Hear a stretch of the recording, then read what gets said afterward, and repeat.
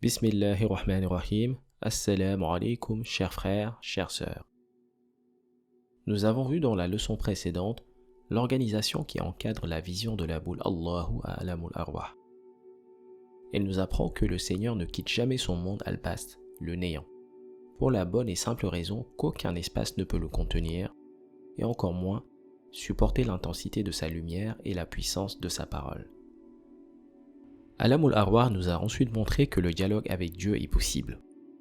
Il a notamment mis la lumière sur le caractère indispensable de la médiation du prophète Sayyid Ahmed sallallahu alayhi wa sallam dans toute communication avec le Seigneur, et notamment sa résonance spirituelle qui rend ce dialogue possible. C'est en effet la noble âme du prophète Sayyid Ahmed sallallahu alayhi wa sallam, parce qu'elle est suffisamment pourvue en lumière qui a pu recueillir la question d'Allah, à savoir « Alastu bi rabbikum ». C'est ensuite sa résonance spirituelle qui a permis de faire entendre la question divine aux autres créatures et a rendu audible leur réponse. Rappelons que la première conséquence de la vision de la lumière du centième nom divin est son enregistrement au plus profond de l'âme qu'il a vue. La deuxième conséquence confère à son titulaire des aptitudes et prédispositions exceptionnelles pour la pratique du zikr une fois qu'il sera dans le monde shahada. En effet, dès qu'il entamera sa méditation ou son zikr, son âme sera hissée dans le milieu divin. L'étude de la boule de Ismullahi al-Azam soulève deux questions, celle de la réalité divine d'une part et celle du milieu divin d'autre part. La réalité divine est inaccessible. Cela veut dire qu'aucune créature, y compris les prophètes, les saints ou les anges, ne peut voir le Seigneur dans sa réalité propre. N'étant pas une créature, il n'a donc pas une forme habituelle, perceptible et visible à l'œil nu. Il ne ressemble à aucune chose, à aucun objet naturel ou artificiel que l'on peut voir autour de nous. Il en est tout autrement pour l'œil de l'âme, qui est plus perçante que l'œil du corps. La vision intérieure à travers l'œil de l'âme a vu à Alamul Arwah, non la réalité divine, mais sa représentation sous la forme de boule de lumière. Elle a vu sa manifestation. Cette vision intérieure n'a pas eu lieu dans le monde terrestre, mais plutôt dans le milieu divin. L'organe de la vue qui a permis cette vision n'est pas l'œil biologique. Celui-ci ne peut voir que les choses matérielles et physiques. C'est la vision intérieure qui, elle, peut voir les réalités immatérielles, spirituelles de la haqiqa. Il en est de même pour la parole divine. Elle n'est pas audible par l'oreille humaine. Pour voir la manifestation divine et entendre la parole du Seigneur, il faut accéder dans son milieu et y contempler la boule de lumière Ismullahi al-Azam, le centième nom divin. Le milieu divin est le lieu de dialogue avec le Seigneur. Il s'agit d'un espace qui se trouve dans le monde invisible Raïb et accessible pour certaines âmes. Des âmes qui, à Alamul Arwah, ont vu le Seigneur dans sa manifestation de boule de lumière portant son centième nom. Cette boule de lumière a été projetée à la station numéro 1 où elle a été vue par l'âme des 124 000 prophètes, à l'exception du prophète Sayyid Ahmed sallallahu alayhi wa sallam. Elle a été également projetée à la station numéro 2, à la vue des saints à l'exception des pôles secoureurs des Aqtab. Enfin, la boule de lumière a été projetée à la station numéro 4, où elle était visible par les anges, à l'exception de celle de Jibril alayhi salam. La vision de cette boule par ces âmes aura une répercussion lorsque celles-ci descendront sur terre. En effet, elles pourront être connectées avec le milieu divin. Lorsque Allah entame un dialogue avec une âme, il est impératif que le milieu dans lequel passe la résonance de la parole divine fasse partie de ces milieux protégés par Raïb, car aucun autre milieu ne serait en mesure de la supporter. Le Coran en fait d'ailleurs mention au verset 21 de la sourate 59. لو أنزلنا هذا القرآن على جبل لرأيته خاشعا متصدعا من خشية الله وتلك الأمثال نضربها للناس لعلهم يتفكرون.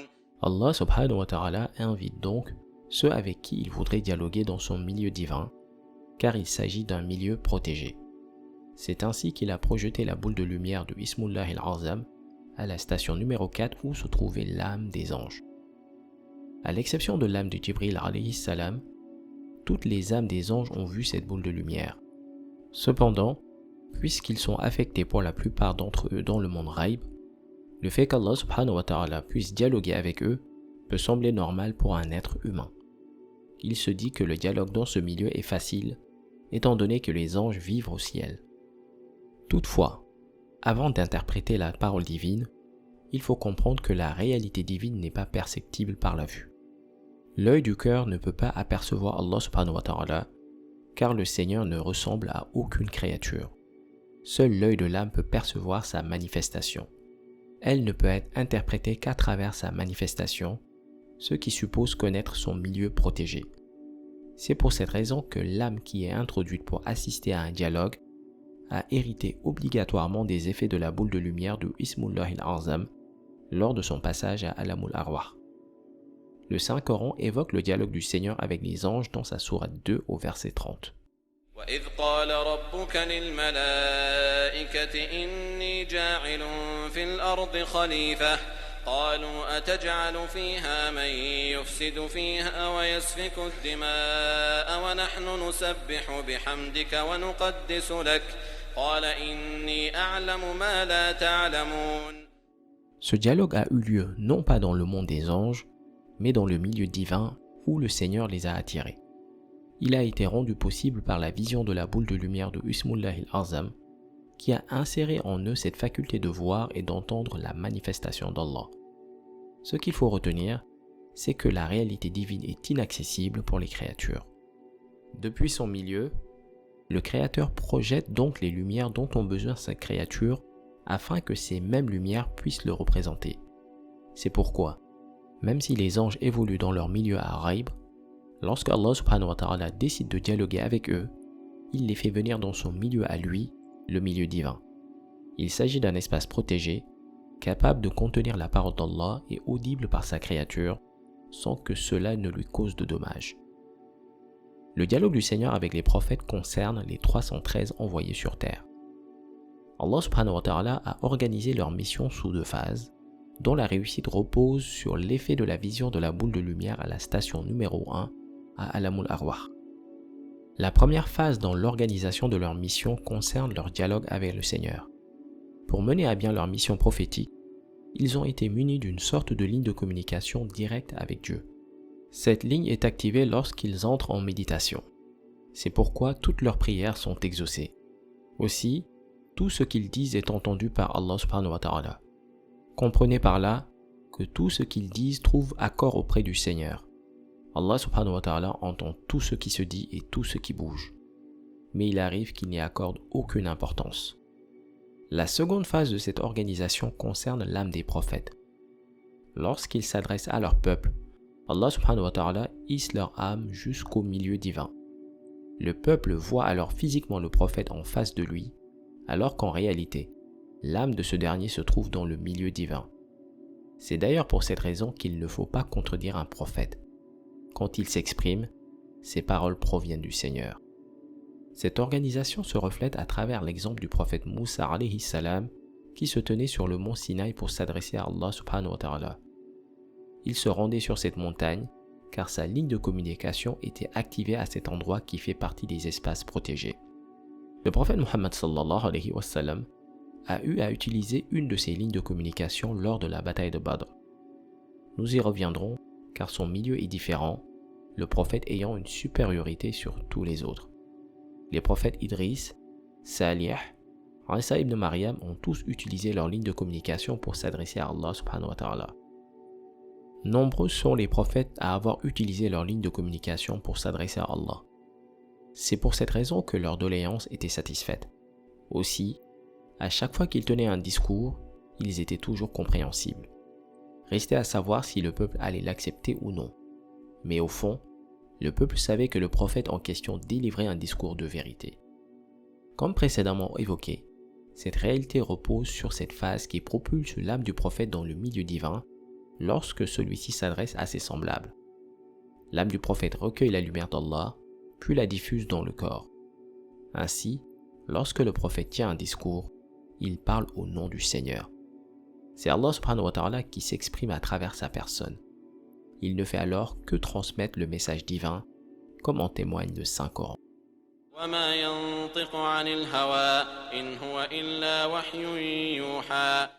Quant au dialogue avec les saints, celui-ci a eu lieu à la station numéro 2, où fut projetée la boule de lumière enrobée du Ismullahil Azam. La vision de cette lumière a insufflé dans leur âme une particularité dont ils étaient les seuls pourvus. À leur venue dans le monde terrestre, cette particularité s'est manifestée par des prédispositions spirituelles uniques, d'où leur dénomination de saint homme. Ces élus d'Allah dialoguent chacun avec leur Seigneur, mais sous des formes différentes, soit à travers le zikr, soit à travers la méditation durant laquelle leurs âmes sont connectées avec le milieu divin. Selon leur grade spirituel, Allah subhanahu wa ta'ala les fait voyager physiquement jusqu'au milieu divin pour y tenir leur dialogue. Il est très important d'apporter un éclaircissement sur ce point. La majorité des saints détiennent le pouvoir du verbe. C'est pourquoi c'est une erreur de vouloir interpréter leurs propos sans pour autant en connaître les fondements.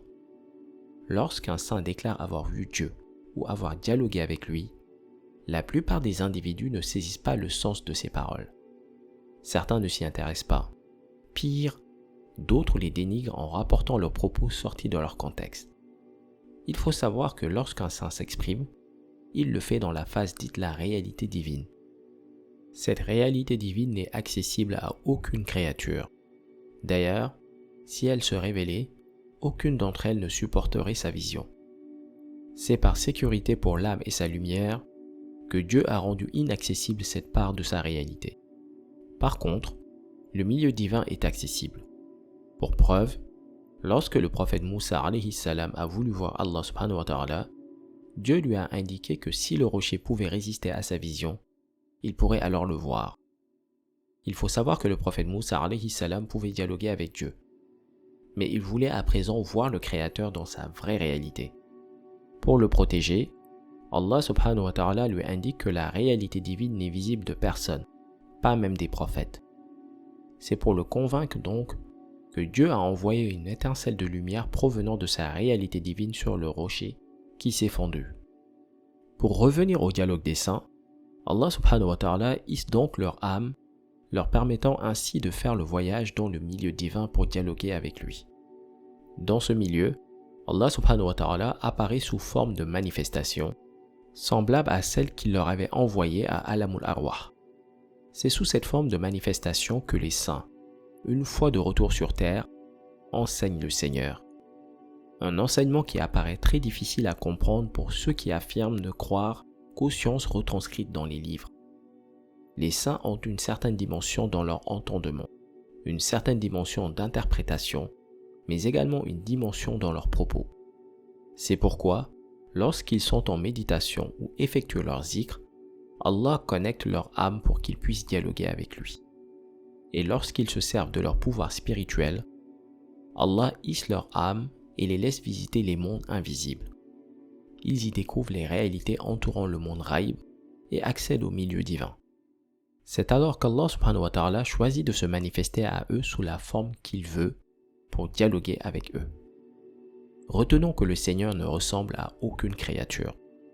Il n'est pas une créature et ne peut tenir dans aucun espace, raison pour laquelle il se présente à eux sous forme de manifestation. C'est pour cette raison que ces élus sont appelés saints, étant dotés de cette particularité d'accéder au milieu divin. Ce récit est un extrait des enseignements de notre honorable guide, le Qutb al-Aqtab al-Kabir. Merci pour votre attention et à bientôt sur notre chaîne, les enseignements du mardi. Assalamu alaikum wa rahmatullahi ta'ala wa barakatuhu.